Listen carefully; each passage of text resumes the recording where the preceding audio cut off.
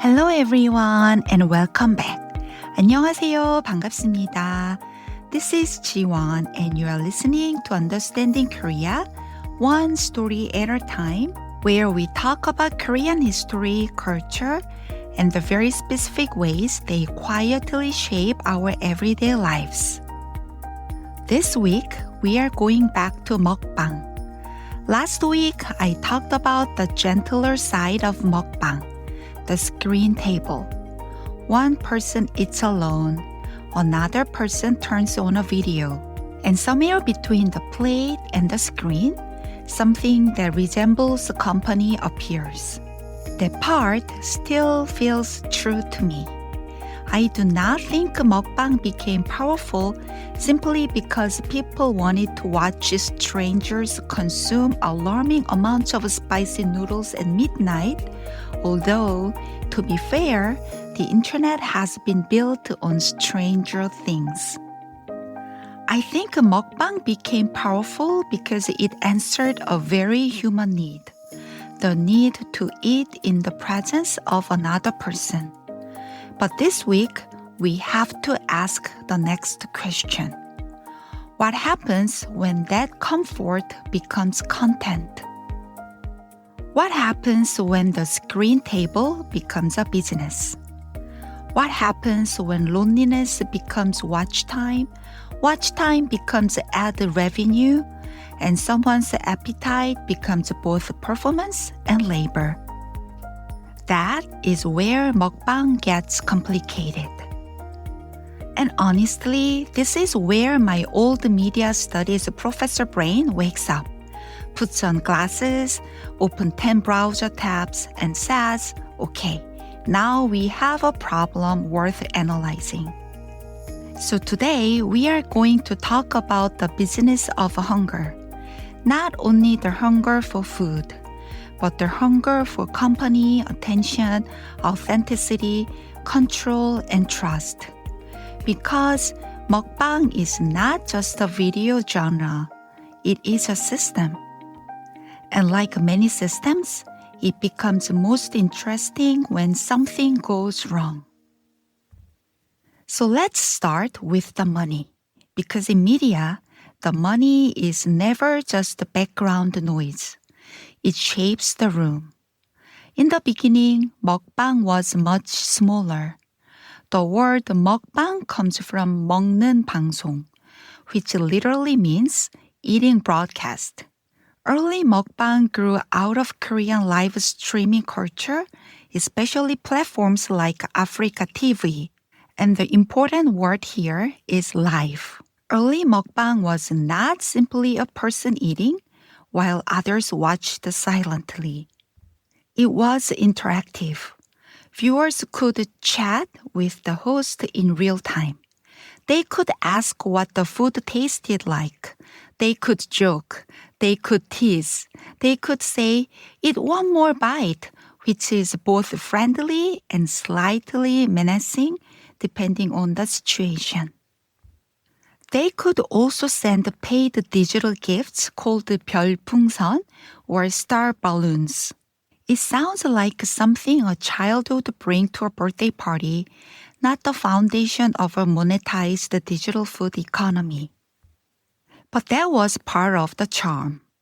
The early mukbang economy was built on a feeling of intimacy. You are not only watching a creator, you are keeping someone company, and they were keeping you company. Sending a star balloon could feel like leaving a tip at a very strange, very crowded dinner table. It was not quite friendship. It was not quite performance. It was not quite commerce. It lived in that blurry space where digital media so often becomes powerful. And then YouTube happened. Once mukbang moved from a live stream table to a global platform, everything changed. The meal stayed the same, but the room became enormous. On YouTube, mukbang became searchable, shareable, recommended, clipped, translated, reacted to, copied, parodied, and monetized. This is a very different kind of table. A live mukbang says, "Come sit with me now." A YouTube mukbang says, "Come watch me whenever the algorithm decides you are hungry." That shift matters. The revenue model expanded. It was no longer only star balloons. It became ads, sponsorships, product placements, brand deals, restaurant promotions, affiliate links, live stream gifts, and eventually live commerce. A creator could eat a product, praise it, make the viewer crave it, link to it, sell it, and sometimes change the fate of a restaurant or a food brand with one video. This is not unique to mukbang. This is the creator economy. But mukbang makes the creator economy unusually visible because the content literally enters the creator's body. In a beauty video, the product goes on the face. In a tech video, the product sits on the desk. In mukbang, the product goes into the mouth, down the throat, and into the digestive system. There is no more intimate product placement than that. And that is why mukbang makes us confront something we sometimes forget about digital media. Attention is not abstract. It is produced by bodies. Someone has to sit there, chew, react, swallow, and film again tomorrow. The platform may be digital, but the labor is very physical. And once we see mukbang as labor, the fantasy begins to crack a little. The fantasy of mukbang is very simple.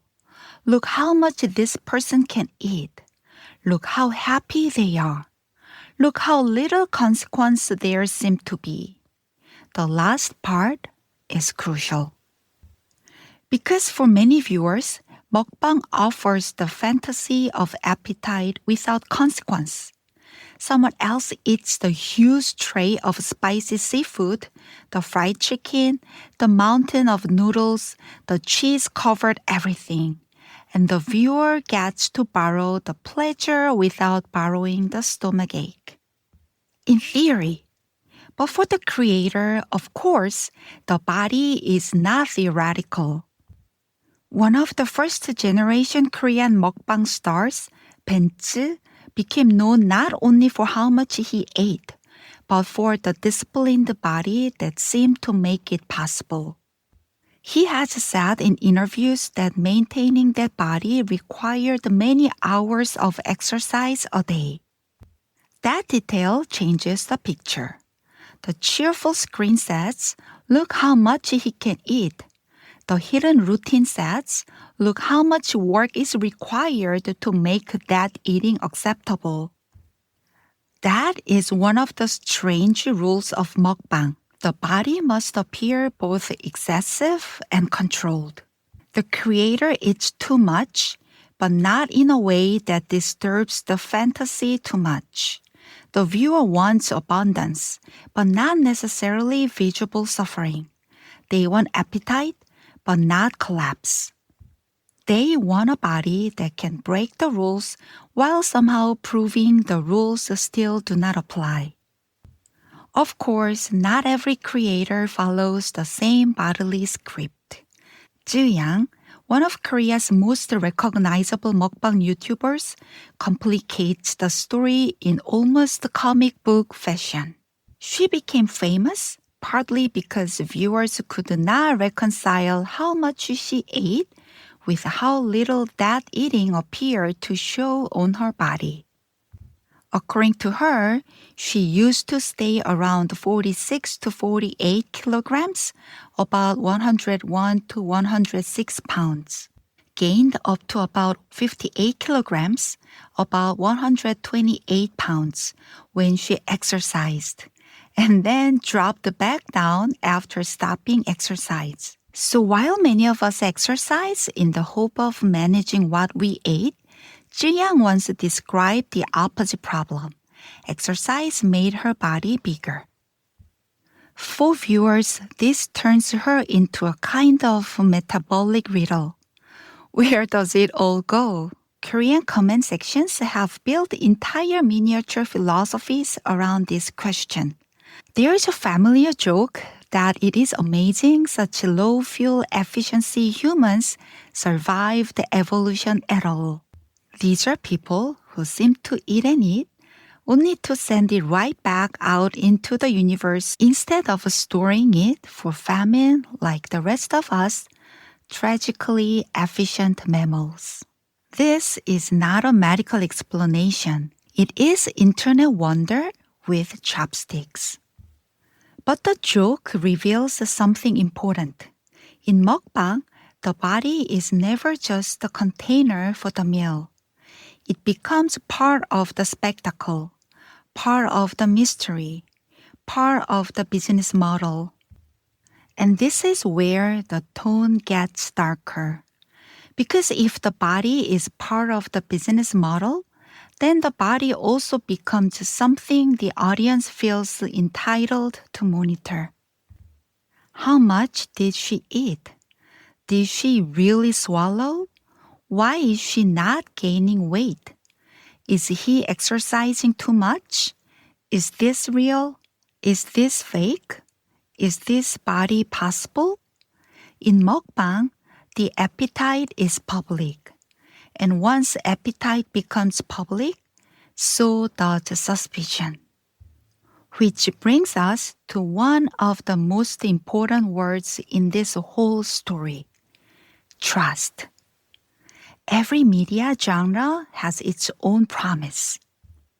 A news report promises this happened.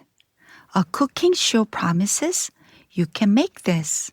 A beauty tutorial promises this product may help you look like this, although please proceed with realistic expectations and good lighting.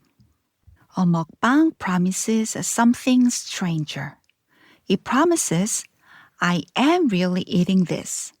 I am really reacting. I am really here. That promise matters because the viewer's pleasure depends on it. The viewer is not only watching calories disappear, they are borrowing appetite, borrowing company, borrowing the feeling that someone is present with them. That is why the 2020 tweet 광고 scandal hit Korean mukbang so hard.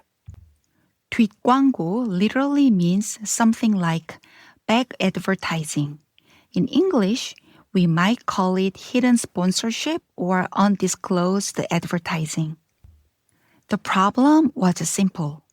Influencers promoted products as if they were personal recommendations or self-purchased reviews without clearly disclosing that they had been paid. Now, hidden sponsorship is a problem in many influencer genres, but in mukbang, it has a special sting. Because food content depends so heavily on sincerity. If a creator says, wow, this is delicious, the viewer wants to believe that the reaction belongs to the mouth, not the contract. Because in mukbang, the mouth matters. The mouth is where trust happens. If a creator is eating because they truly want to eat, the viewer receives the scene as appetite. But if the creator is eating because a brand paid for the scene, and the creator hides that fact, the meaning changes. The food is no longer simply food. The craving is no longer simply craving. The table has a sponsor sitting under it.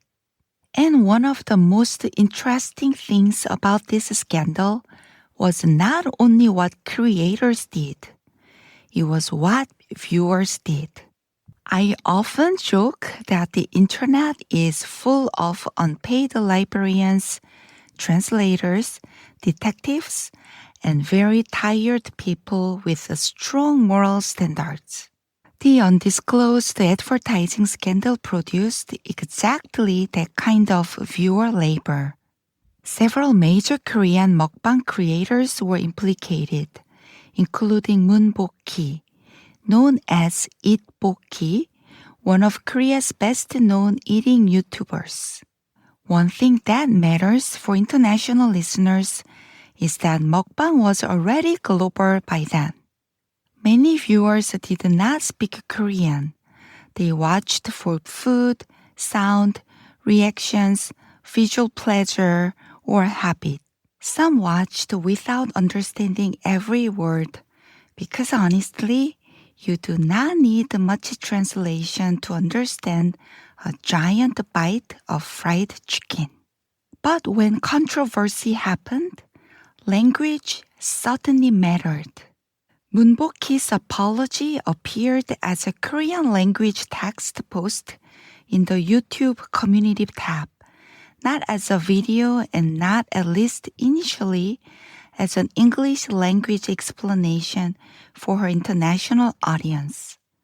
For some viewers, this felt like another failure of transparency. Korean-speaking viewers could understand the controversy, but many international fans might simply move on, unaware of what had happened. Then some Korean-speaking viewers began translating parts of the apology and explained the controversy in English in the comments. This is fascinating to me because it shows that the audience was no longer just consuming mukbang. The audience was policing the ethics of the genre, translating, explaining, arguing, investigating, demanding disclosure. In other words, the comment section became a kind of quality control department. A very messy quality control department, yes. But still, the platform did not fully solve the trust problem. The creator did not fully solve the trust problem. Viewers stepped in. And that tells us something very important about digital culture. When media becomes intimate, the audience does not behave like a passive audience. They behave like people in a relationship. And people in a relationship want to know when they have been lied to. But hidden advertising was not the only trust problem. There was another controversy that struck even deeper because it questioned the most basic promise of mukbang. Is the eating itself real? The Korean word here is mukbet. It is a combination of 먹다, to eat, and 뱉다, to spit. So mukbet refers to the alleged practice of chewing food and spitting it out before swallowing, then editing the video so viewers do not see it. Now, I want to be careful here. These controversies often involve allegations, speculations, slow motion analysis, the internet detective work that may or may not be fair in every individual case. But the fact that mukbang became such a powerful controversy is revealing on its own. Because if mukbang were only visual entertainment, maybe it would not matter whether the creator swallowed every bite. But it does matter. It matters because the viewer came for real eating, not acting, not food magic, not a digestive illusion. The viewer came for the promise that this person is actually consuming the meal. Some creators responded to suspicion by releasing unedited footage or switching to live broadcasts. Their response itself tells us what was at stake. The proof of authenticity became part of the content.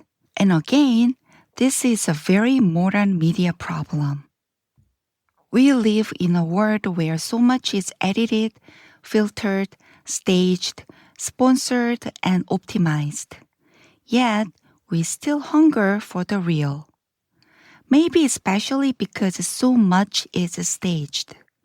So in mukbang, authenticity becomes the most valuable ingredient. The food can be sponsored.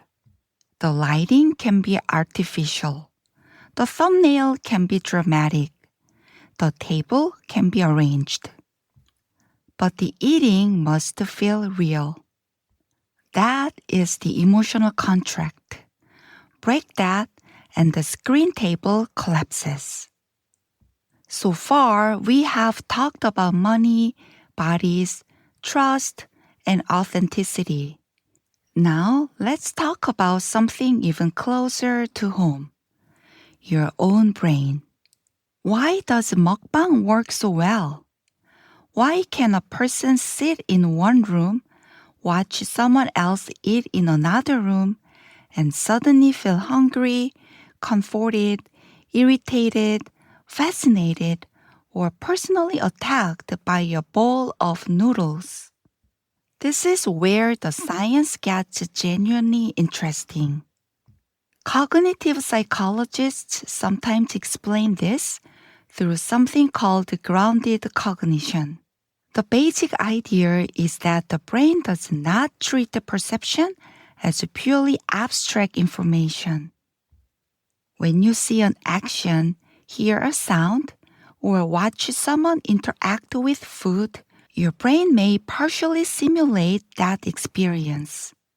So when your eyes watch your creator lift a piece of crispy fried chicken, and your ears hear that very precise, very high-definition crunch through an ASMR microphone, your brain is not just calmly feeling that away under interesting poultry content. Your brain may begin to act as if food is nearby. The sight, the sound, the texture, the anticipation. All of it can activate sensory memory and reward systems connected to eating and craving. This is one reason mukbang can feel so oddly physical, even when you are not the one holding the chopsticks. And this can go in different directions.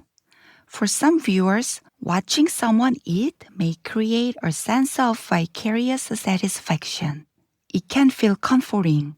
It can help with appetite. It can give the body and mind a little feeling of, there is food here, there is company here, something is being taken care of. But there is also a catch. Food cues can stimulate hunger and craving, even when the body may not actually need food at that moment. Visual and auditory cues, especially repeated cues, can make the body pay attention. The crunch, the steam, the close-up, the sauce, the exaggerated first bite, the creator's reaction, all of it can become a trigger. So the screen can become a strange kind of appetite machine. Your stomach may be fine. Your day may be done. You may have brushed your teeth. You may even be in bed, which is where all responsible people watch videos of spicy noodles apparently. And still, your brain says, interesting, we should investigate this with snacks. This is why mukbang can be soothing for one person and dangerous for another. For a viewer trying to rebuild a less anxious relationship with food, watching someone eat may feel reassuring. For someone prone to binge eating or impulse control struggles, the same video may make craving louder. The screen table does not simply show hunger. Sometimes it produces it. And that brings us to the health research, which is complicated and rarely points to one simple conclusion. People often want a clean answer. Is mukbang good or bad? Does it make people overeat? Does it help lonely people? Does it harm teenagers? Does it comfort the people who struggle with food? And the answer is yes, no, sometimes, for some people, under some conditions. Very satisfying, I know. Academia really trained me to read simple questions. But this is the honest answer. For some viewers, mukbang can offer comfort. It can make a quiet room feel less empty. It can help someone who has low appetite feel a little more interested in food. It can provide vicarious pleasure for someone who cannot or does not want to eat the food themselves. For others, especially people already struggling with binge eating, body dissatisfaction, impulse control, or very anxious relationships with food, the same video may become a trigger. The same screen can become a table, or a temptation, or a mirror, or a trap. That is why context matters. A lonely office worker eating convenience store dinner at 10 p.m. may experience mukbang as company. A dieting teenager may experience it as torture. A curious viewer may use it to decide whether a new menu is worth trying. A person with a fragile relationship to food may find it either reassuring or destabilizing. A tired parent may just want noise in the room while eating leftovers standing at the kitchen counter. The point is, mukbang is not one thing because hunger is not one thing. There is physical hunger. There is emotional hunger. There is sensory hunger. There is social hunger. There is the hunger to consume without consequence. There is the hunger to be seen. And there is the hunger to feel in control while watching someone else lose control beautifully on your behalf. That is a lot for one bowl of noodles to carry. And this becomes especially important when we think about children and teenagers, because their food environment is already crowded with signals. I keep coming back to this sentence. A school lunch is not supposed to compete with a YouTube thumbnail. But children do not encounter food in separate words. The cafeteria, the delivery app, the convenience store, and the screen all shape the same appetite. A school lunch has nutrition standards.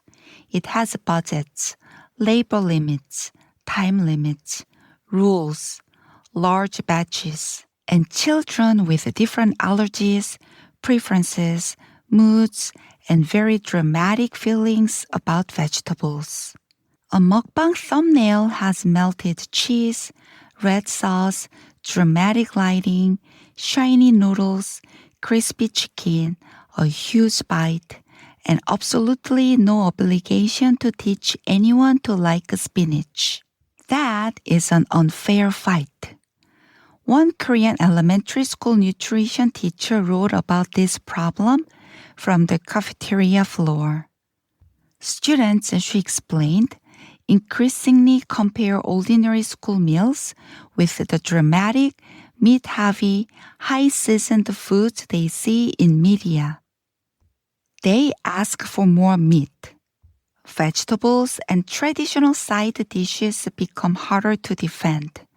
Even a spoonful of spinach can become a small educational crisis. But the problem is bigger than spinach. Children today grow up inside an ecosystem of food cues. Delivery apps, convenience stores, influencer meals, spicy challenges, ultra-processed snacks, school lunches, family schedules, body image pressure, and endless images of food designed to be clicked before they are eaten. In that environment, ordinary food can start to look disappointing. A vegetable is not boring by nature. It becomes boring when placed next to a digital flood of hyper-seasoned, hyper-edited, hyper-reacted food. And this is why I think media literacy and food literacy belong together. Children need to understand not only what they eat, but how food is shown to them. Who framed this shot? Who paid for this meal? Why does this food look so shiny? Why does this sound make me hungry? Why is the thumbnail screaming at my nervous system? A close-up of sizzling cheese is not neutral. A thumbnail is not a meal. And a creator's appetite is not a nutritional guideline. This brings us to another layer of the problem. It is not only that mukbang may change what one child wants for lunch. It may also be changing what all of us learn to recognize as desirable food. The British food writer and historian B. Wilson has written about the rise of what she calls the global standard eater.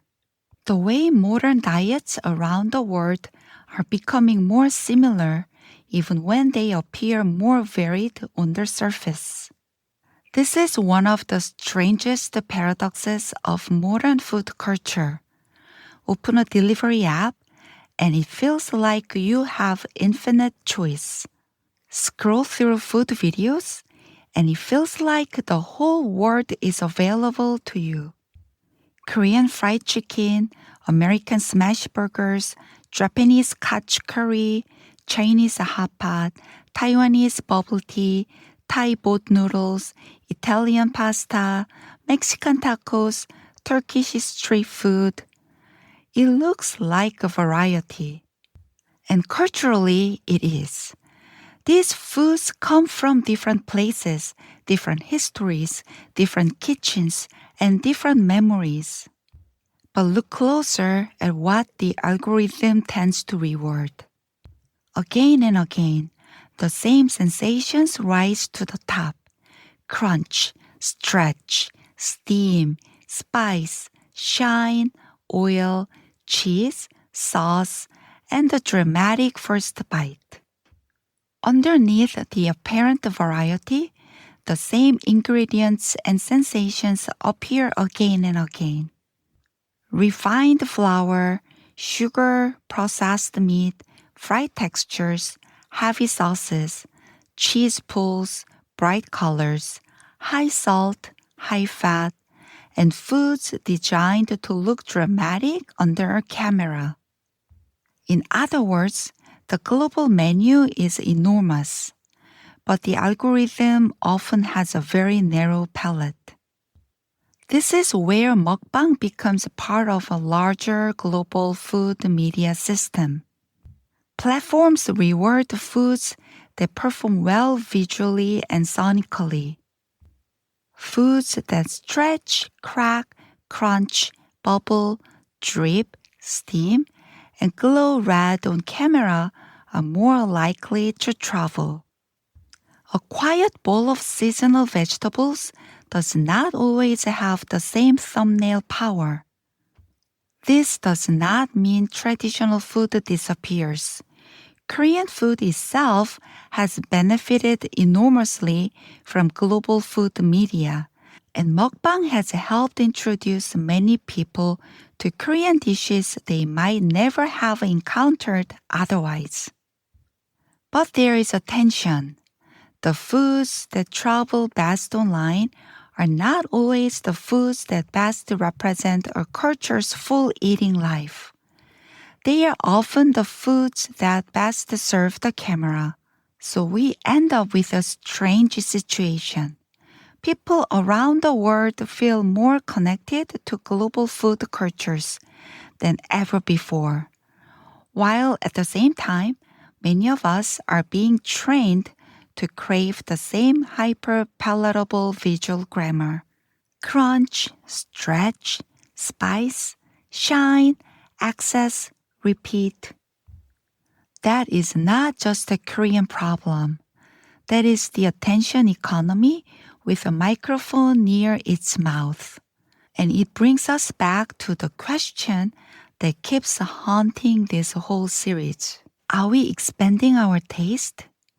Or are we standardizing our cravings? Now, because mukbang became a social issue, governments eventually noticed.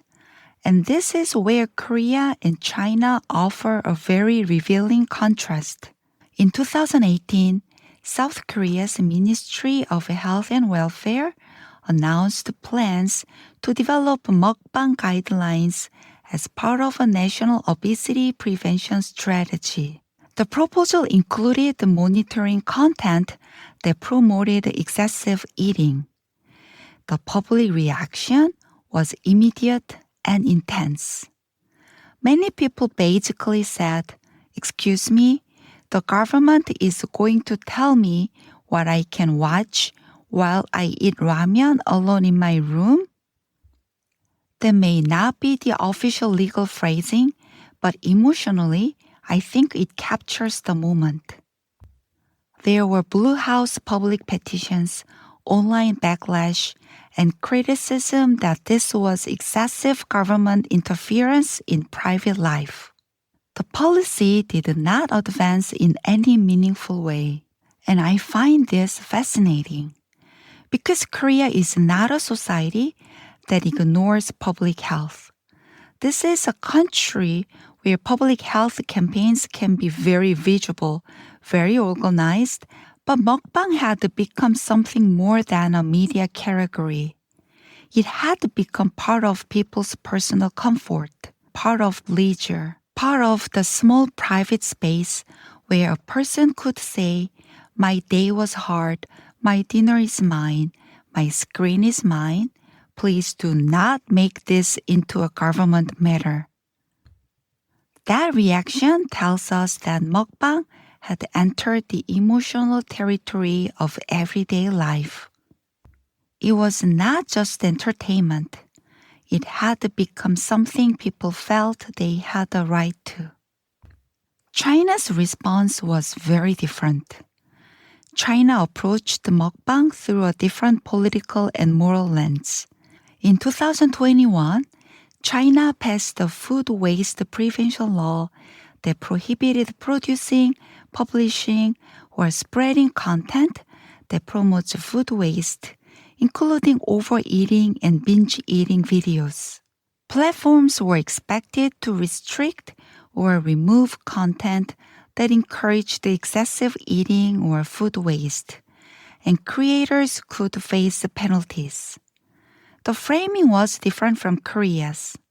In Korea, the question became, should the government interfere with personal viewing and food pleasure? In China, the question became, does extreme eating violate the national values around thrift, discipline, food security, and waste? That difference matters. The same media form can mean very different things depending on the society around it. In Korea, mukbang often speaks to loneliness, individual leisure, digital companionship, and the creator economy. In China, it became tangled with food waste, public morality, and state campaigns about proper consumption. The table is never just a table. It is also a political object. And what governments do with mukbang tells us what they think appetite means. Is appetite private? Is appetite public? Is appetite a health issue, a moral issue, a commercial opportunity, a national problem? The answer depends on where you are sitting. But after all of this, after the money, scandals, health concerns, taste training, and regulation, I keep coming back to a very simple question. What is a real meal? There's a Korean book I have been thinking about a lot for this series. 정정희's Not Mukbang, Not Proof Shots, but Meals. In Korean, the title is 먹방 말고, 인증샷 말고, 식사. The title alone is almost an argument. Not 먹방, not the proof shot, a meal. The book asks what it means to eat well in an age when food is constantly photographed, broadcast, rated, recommended, delivered, compared, and consumed as content. And I find this question genuinely difficult. Because on one hand, I do believe that mukbang has offered real comfort to real people. I believe the loneliness it soothes is real. I believe the screen table can matter.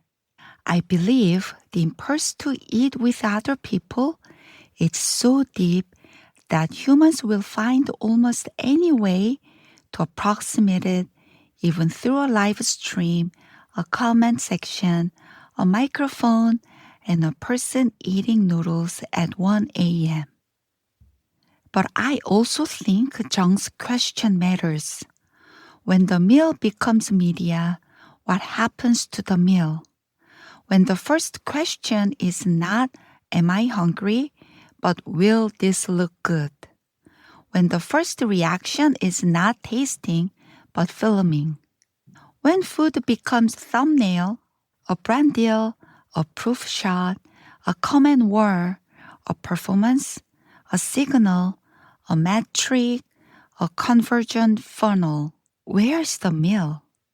This is not a nostalgic argument that every meal must be slow, handmade, perfectly balanced, eaten with family, and emotionally meaningful. I'm a mother. I live in the real world. Sometimes, dinner is whatever prevents total collapse. But I do think there is something worth protecting in the act of simply eating. Not broadcasting, not documenting, not optimizing, not turning every bite into content. Just eating. Being present enough to notice taste. To notice the person across from you, if there is one. And if there is no one across from you, being present enough to notice yourself. That may sound simple, but in the age of content, simple things become surprisingly hard. So where does that leave us? I do not think it leaves us with a verdict. I think it leaves us with a mirror. I do not want to end by saying mukbang is good or bad. That would be too easy. And also not true. Mukbang has produced comfort and harm. It has given lonely people company. It has given some creators a livelihood. It has introduced Korean food to global audiences. It has helped people discover dishes, restaurants, flavors, textures, and sounds they might never have known. It has also created unhealthy benchmarks, hidden sponsorships, body surveillance, food waste concerns, and an economy where the body itself can become content. That contradiction is exactly why mukbang matters. It is comfort and commerce, a shared table and a business model, a private meal and a public performance, a way to soothe loneliness and a way to monetize it. A genre built on appetite but also on trust. That is why I keep coming back to this idea. Mukbang was not born because Koreans forgot how to eat together. It was born because they remembered too well. They remembered the emotional weight of a shared table. They remembered the emotional weight of a shared table. They remembered that food is never only food. They remembered that eating with someone can make a room feel different. And then, in a society where more people were eating alone, they built a digital substitute. But once that substitute became an industry, all the complications of industry arrived with it. Money, deception, labor, suspicions, regulation, and the endless hunger of the algorithm. So maybe the question is not whether mukbang is good or bad.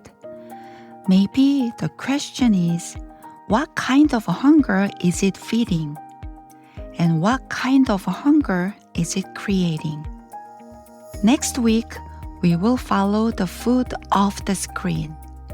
Because once you have watched the person eating, there is another question waiting right behind the camera. How did the food get there?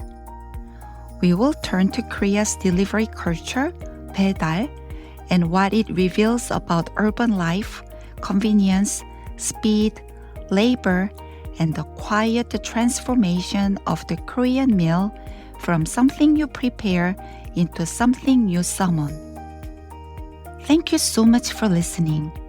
I hope this helped you understand mukbang not just as a strange internet trend, but as a digital table where comfort, appetite, labor, trust, and platform capitalism all sit down together. If you'd like to look more closely at the Korean words and phrases I used in today's episode, check the episode notes. I've included the Korean, romanization, and English meanings there. Take care and see you next week. 오늘도 들어주셔서 감사합니다. 다음 주에 만나요. Bye!